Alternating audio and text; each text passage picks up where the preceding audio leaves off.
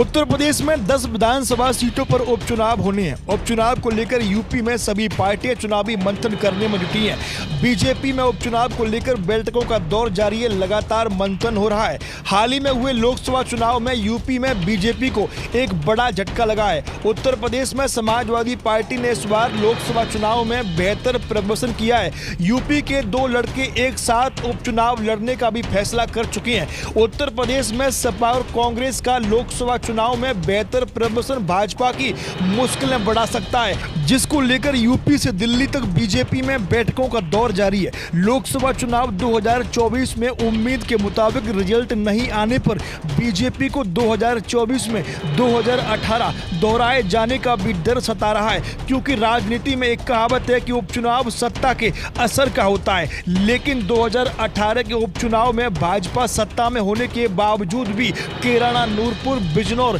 गोरखपुर, फूलपुर 4 सीटों पर उपचुनाव हार गई थी। इसीलिए राजनीतिक विशेषज्ञों की माने तो बीजेपी को 2018 में भी डर सता रहा है। लोकसभा चुनाव में बड़ा झटका लगने के बाद यूपी में जल्द होने वाले 10 विधानसभा सीटों पर उपचुनाव को लेकर बीजेपी कोई भी कोर कसर नहीं छोड़ रही है। अगर सीटों की बात की जाए तो यूपी की 10 विधानसभा सीटों पर उपचुनाव कराए जाएंगे, जिसमें करेल, कुंदर की कटहरी, मिल्कीपुर पर समाजवादी पार्टी का कब्जा है। 2022 के चुनाव में समाजवादी पार्टी की सहयोगी दल आरएलडी मीरापुर सीट पर चुनाव जीत गई थी। फूलपुर, खैर और गाजियाबाद सीट पर भाजपा ने जीत दर्ज की थी। इन सभी 9 सीटों के विधायक 2024 के लोकसभा चुनाव में सांसद बन चुके हैं। एक सीट कानपुर की सीसामऊ के सपा विधायक इरफान सोलंकी को केस में सजा होने के बाद खाली हो चुकी है, लेकिन अब आरएलडी भी बीजेपी के साथ शामिल हो चुकी है। ऐसे में अगर बात की जाए तो 5-5 सीटें